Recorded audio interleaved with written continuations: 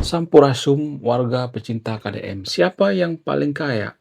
Yong Shefra Othman atau Shirley Juanda? Jadi wanita-wanita yang dekat dengan Kang Deddy Mulyadi ini, ada wanita tertentu yang paling kaya. Di antara wanita-wanita yang dekat dengan Kang Deddy Mulyadi ini seperti Ayu Ting-Ting, ya Novita, ya kemudian Mbak Novi maksudnya, Shirley Juanda, Yong Shefra, dan lain sebagainya. Siapa yang paling kaya? Siapa yang paling banyak duitnya? Siapa yang paling cocok mendampingi Kang Deddy Mulyadi? Siapa yang paling tulus mendampingi Kang Deddy Mulyadi? Berapa total kekayaan daripada Yong Shefra Othman per bulan? Gaji daripada Yong Shefra Othman per bulan kurang lebih 100 juta guys. Tunjangan ini, tunjangan itu, sudah semuanya di situ kurang lebih 100 juta. Ya, jadi sebenarnya kalau boleh jujur itu lebih gede gaji DPR di Konoha guys. Di Konoha itu kan gajinya miliaran guys. Kalau eh, Yong Shefra kan cuma 100 juta. Jadi kalau saya perhatikan itu DPR di Indonesia itu lebih enak gitu daripada DPR di luar negeri. Di Indonesia itu, tunjangan ini, tunjangan itu, ya uang reses, ya kemudian dikasih mobil apa segala macamnya, dikasih kemewahan. Sehingga mereka menghalalkan berbagai cara ya, nggak semuanya tapi ya orang Indonesia seperti itu ya.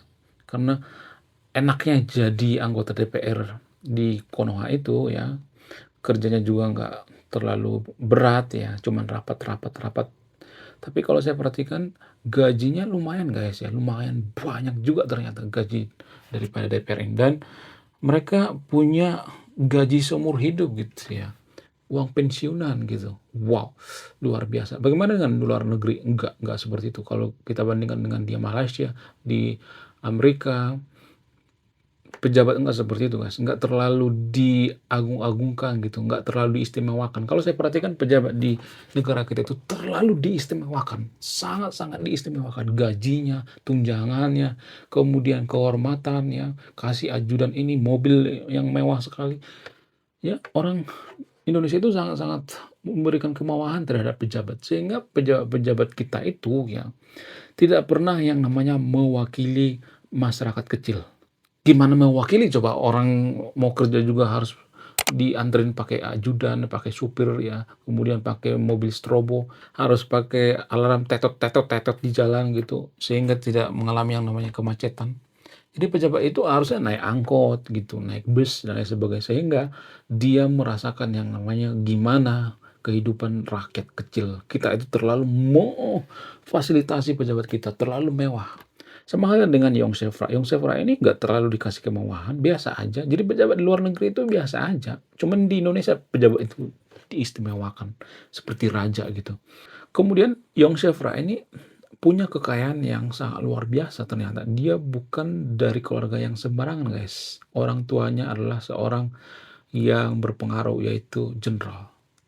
Yong Shefra itu anak jenderal guys ternyata. Dan kekayaannya juga sangat melimpah luar biasa. Dia sering umroh gitu ya. Dengan uang pribadi ya, bukan uang rakyat ya, bukan uang dari negara ya.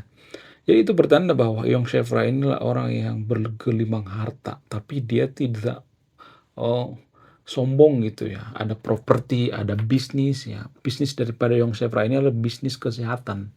Ya, ada rumah yang sangat luar biasa, rumah gedong ya. Pokoknya Yong Shefra ini sangat-sangat ini ya, sangat-sangat cocok dengan Kang Deddy Mulyadi. Kang Deddy Mulyadi juga sangat-sangat beruntung ya kalau mendapatkan Yong Shefra ini, kalau mereka jadi nikah ya.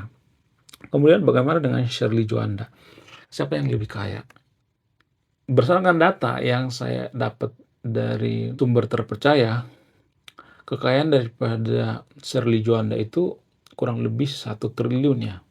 Jadi kalau dibanding-bandingkan ya, beda-beda tipis lah ya kekayaannya. Shirley Juanda itu kan kaya karena apa? Karena suaminya. Jadi Yong Shefra itu juga seperti itu ya kalau saya perhatikan ya.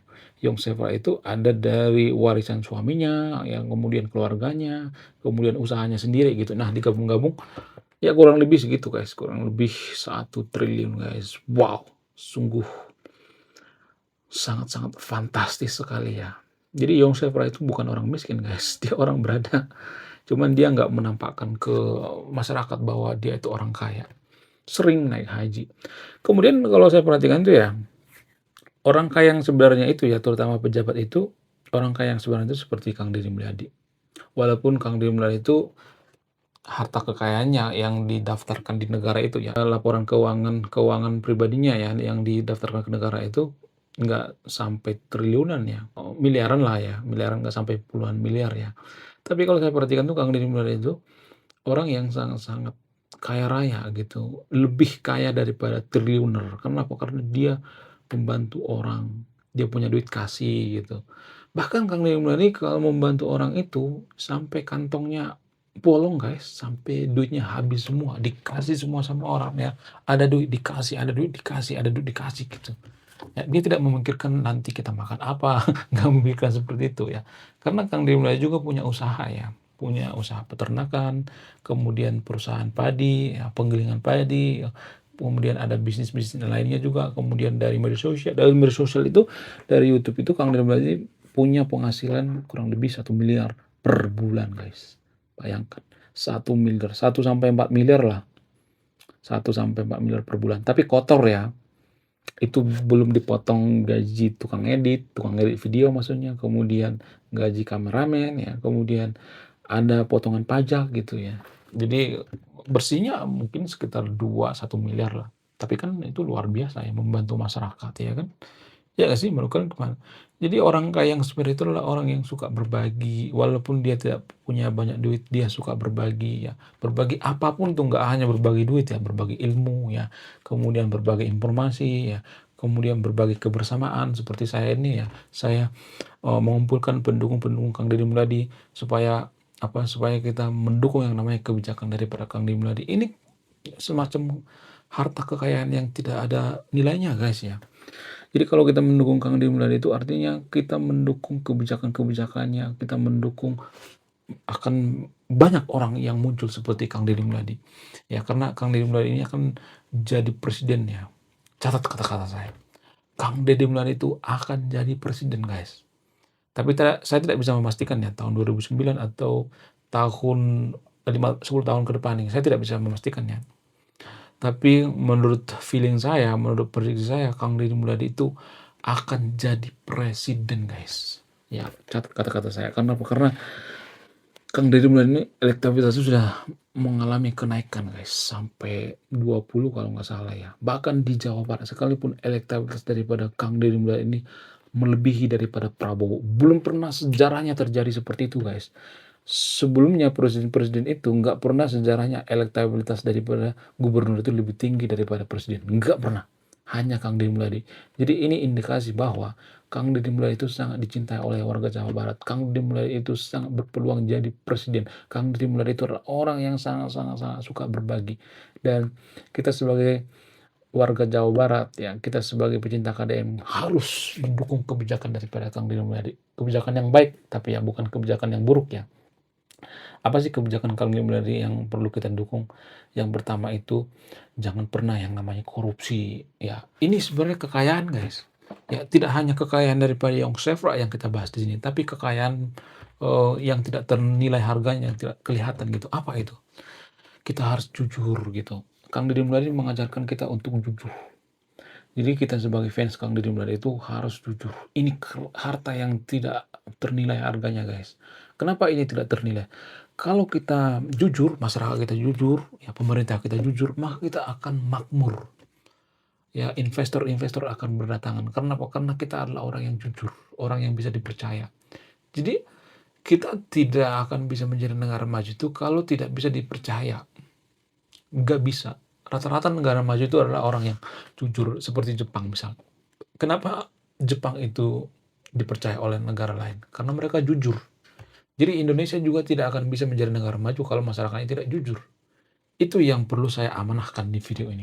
Kita sebagai pendukung KDM harus jujur. Kemudian buang sampah pada tempatnya. Kenapa harus buang sampah pada tempatnya? Kalau buang sampah sembarangan, maka akan terjadi yang namanya penyumbatan ya. Sungai tersumbat, lalu airnya naik, banjir ya kan. Ketika banjir, maka pemerintah akan mengeluarkan duit lagi dari kas lagi ya. Sehingga apa? Sehingga kita susah maju. Duit-duit kas ini ya biasanya digunakan untuk pendidikan misalnya, maka pendidikan akan terbengkalai. Karena apa? Karena duitnya dialihkan untuk mengurusi banjir misalnya.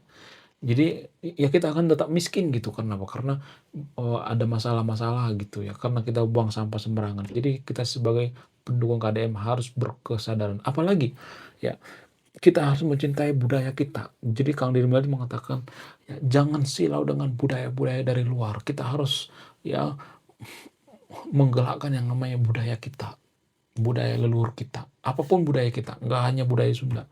Ya, dari Sabang sama Merauke, kita punya budaya yang sangat luar biasa ya. Seperti misalnya tradisi atau budaya welas asih, somea, ya, kemudian silih asuh, ya, silih asih, saling mengasuh, saling mengasihi, ya. Itu kalau saya perhatikan. Namun kalau saya perhatikan itu di Indonesia itu kita sudah kehilangan jati diri, guys, karena kita sudah meninggalkan budaya kita. Jadi kita sebagai kaum intelektual atau anak-anak muda yang nonton video ini, kita harus dekat dengan budaya kita. Karena gini guys, rata-rata negara maju itu mereka bisa maju karena mereka dekat dengan budayanya. Kita ambil contoh misalnya seperti Amerika. Amerika itu dipengaruhi oleh apa sih? Kenapa mereka bisa menjadi negara maju? Karena budaya. Budaya apa itu? Budaya filsuf Yunani. Jadi filsuf-filsuf Yunani lah yang mempengaruhi Amerika supaya menjadi negara maju. Seperti pola pikir Socrates, Plato, dan sebagainya. Ya, di Amerika itu sangat familiar sekali itu, Socrates, Plato, dan sebagainya. Kemudian Jepang misalnya, budaya Bushido. Budaya Bushido ini mengajarkan yang namanya bekerja keras, kejujuran, kesetiaan. Sehingga mereka jujur. Bagaimana dengan China misalnya? China itu dipengaruhi oleh Konghucu. Ya, Confucianism sangat mempengaruhi China. Ya, sehingga mereka menjadi negara maju. Bagaimana dengan kita? Ada banyak budaya kita yang kita tinggalkan, yaitu welas asih, saling mengasihi. Kita harus saling mengasihi antar umat manusia. Jangan saling membenci ya. Antar umat beragama, jangan saling membenci. Kita harus saling mengasihi. Jadi itulah kekayaan yang sebenarnya yang tidak ternilai harganya, yang jarang kita sadari, guys. Yong Sefra juga memiliki itu. Selain punya harta miliaran, dia adalah orang yang sangat humble sekali, orang yang sangat-sangat rendah hati sekali ya. Kemudian Yong Shefra ini adalah orang yang sangat jujur, anti korupsi, dan sangat toleransi. Dia tidak pernah intoleransi. Bahkan dia gabung dengan partai DAP itu, sementara di sana mayoritas beragama Kristen. Itu artinya dia adalah orang yang sangat toleransi sekali ya. Oke, sekian video ini. Terima kasih sudah menonton kami. Sebelum saya tutup video, saya akan memberikan pantun, guys. Jalan-jalan ke lembur Pakuan, siangnya beli gorengan. Jalan ngaku fans KDM. Kalau belum subrek channel ini. Bye-bye.